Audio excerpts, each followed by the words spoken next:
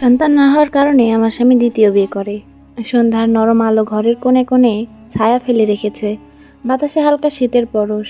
বারান্দার চেয়ারটায় বসে রোজকার মতো চুপ করে বসে আছে রুনা। হাতে ধরা এক কাপ চা, কিন্তু ঠোঁট ছোঁয়ায় না। চোখের দৃষ্টি শূন্য, যেন কিছু খুঁজে বেড়াচ্ছে, অথবা কিছু ভুলে যাওয়ার মরিয়া চেষ্টা। রুনা বয়সে 30 পেরিয়েছে কিছুটা। দেখতে মায়াবী শান্ত। এই শান্ত মুখের পেছনে লুকিয়ে আছে এক বিক্ষুব্ধ জীবন। তার এক সময় ছিল হাসি, ভালোবাসা, স্বপ্নে পূর্ণ। সেসব এখন অতীত। রুনার জীবন এখন একরকম স্থির, যেন পাথরের মতো। তার বিয়ে হয়েছিল 7 বছর আগে। স্বামী আনিস একজন ভালো মানুষ ছিলেন, অন্তত তাই ভেবেছিল রুনা। ওদের সংসার ছিল সাদামাটা, কিন্তু ভালোবাসায় পূর্ণ। শুরুতে সব কিছু স্বপ্নের মতো চলছিল, কিন্তু বছর গড়িয়ে গেল 2, 3, 5 বছর, সন্তান এলো না। প্রথমে আনিস সান্ত্বনা দিত, বলতো আল্লাহ যখন দেবেন তখনই হবে, চিন্তা করো না। কিন্তু সময়ের সাথে সেই কণ্ঠস্বরে ক্লান্তি চলে এলো। সমাজের চাপ, আত্মীয়দের কটু কথা, আর নিজের পুরুষত্বের আঘাত, সবকিছু মিলিয়ে আনিস বদলাতে লাগলো।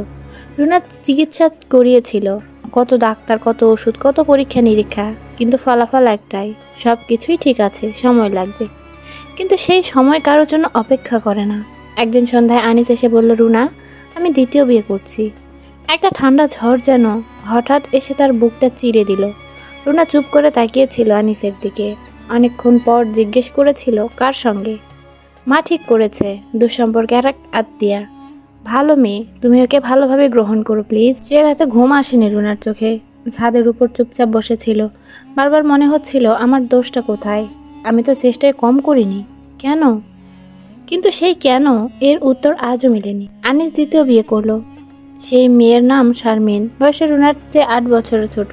রুনার ঘরে এসে তার সংসারে তার স্বামীর পাশে এক নতুন সম্পর্ক গড়ে উঠল। আনিস এখন রাতের বেশিরভাগ সময় কাটায় শারমিনের ঘরে। রুনা যেন একজন অতিথি হয়ে গেল নিজের সংসারে।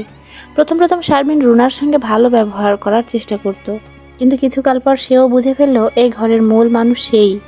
রুনার জন্য বরাদ্দ শুধু নিঃসঙ্গতা আর কাঁপা কাঁপা দায়িত্ববোধ। একদিন রান্নাঘরে দাঁড়িয়েছিল রুনা। শারমিন পাশ দিয়ে যেতে যেতে বলল, আপু, আপনার তো আর কোনো কাজ নেই এখন, বাচ্চাও নেই, তাই রান্নাবান্না আপনি করেন, আমি একটু টিভি দেখি। তারপর একটা হালকা হাসি ফেলে চলে গেল। সেই হাসিতে কোনো কটাক্ষ ছিল না, ছিল নিছক সত্যের কাঁটা। রুনা আর প্রতিবাদ করে না। এই কয়েক বছরে সে অভ্যস্ত হয়ে গেছে উপেক্ষা, অবহেলা আর নিঃসঙ্গতায়। মাঝে মাঝে মনে হয় সে যেন এক পোড়া কাঠ, আগুনে পুড়ে সব অনুভব হারিয়ে ফেলেছে। একদিন রাতে আনিস এলো তার ঘরে, বলল, শারমিন মা হতে চলেছে, তুমি দোয়া করো। রুনা শুধু মাথা নাড়ল, কিছু বলল না, কিন্তু তার ভেতরটা যেন ধসে পড়ল। একদিন সেই ছিল এই স্বপ্নের স্বপ্নদ্রষ্টা, আজ সে কেবল দর্শক। শারমিনের পেটে সন্তানের স্পন্দন শুনে বাড়ির সবাই আনন্দে আত্মহারা। শাশুড়ি হঠাৎ করে আগের চেয়ে বেশি হাসি খুশি হয়ে উঠলেন। রুনা শুধু দেয়ালের ছায়া হয়ে রইল। বাড়িতে অতিথি এলে কেউ রুনাকে আর বিশেষ করে ডাকে না, কেউ বলে না, এই তো আমাদের বড় পুত্রবধূ। সে যেন এক পুরনো ছবি, যেটা দেয়ালে ঝুলে আছে শুধু সময়ের সাক্ষী হয়ে। কিন্তু একদিন সকালে শারমিন হঠাৎ অসুস্থ হয়ে পড়ল। রক্তপাত শুরু হলো। সবাই ছুটল হাসপাতালে। রুনাও গিয়েছিল। ডাক্তার জানালেন গর্ভপাত হয়েছে। শারমিন শোকে কাঁদছে, আনিস অসহায়, শাশুড়ির মুখ কালো। সেই মুহূর্তে রুনা এগিয়ে গিয়ে শারমিনের কাঁধে হাত রাখে, নরম কণ্ঠে বলে, সব ঠিক হয়ে যাবে, ধৈর্য ধরো। শারমিন মাথা নাড়ে না, শুধু চুপ করে থাকে। রুনার চোখে জল আসে, কিন্তু সেটা কেউ দেখে না। সেই রাতে রুনা ছাদে উঠে যায়, আকাশের দিকে তাকিয়ে বলে, হে আমার রব, এতটুকু আশ্রয় যদি না থাকে তবে কেন ভালোবাসতে শেখালে, কেন সহ্য করার শক্তি দিলে? কোনো উত্তর আসে না। দিন যায়, মাস পেরোয়, শারমিন আবার আগের মতো হয়ে ওঠে। আর রুনা, সে তো ততদিনে নিজেকে ধীরে ধীরে গুটিয়ে নিয়েছে। একদিন আনিস এসে বলে, রুনা, তুমি চাইলে বাবার বাড়িতে গিয়ে কিছুদিন থাকতে পারো, হাওয়া বদল হবে।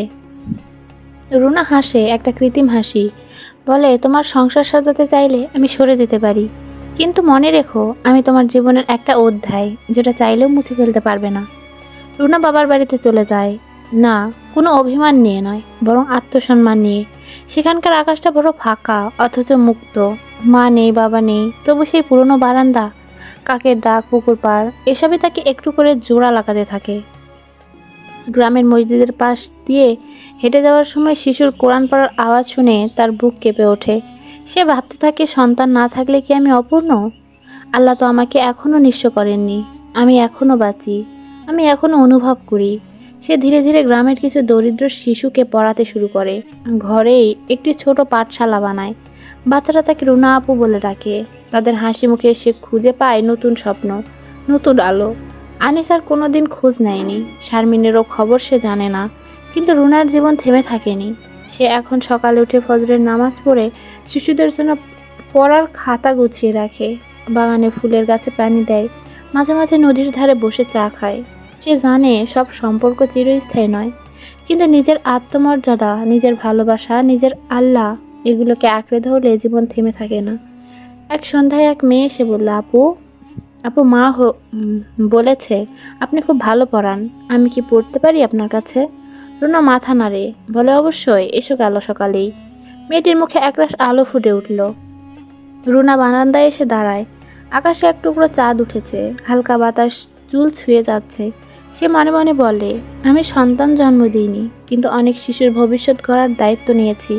আল্লাহর কাছে এটাই তো আমার মা হয়ে ওঠার পথ। তার বুকের ভেতরটা হালকা লাগে। শূন্যতার আঙিনায় এবার যেন কিছু ফুল ফুটতে শুরু করেছে।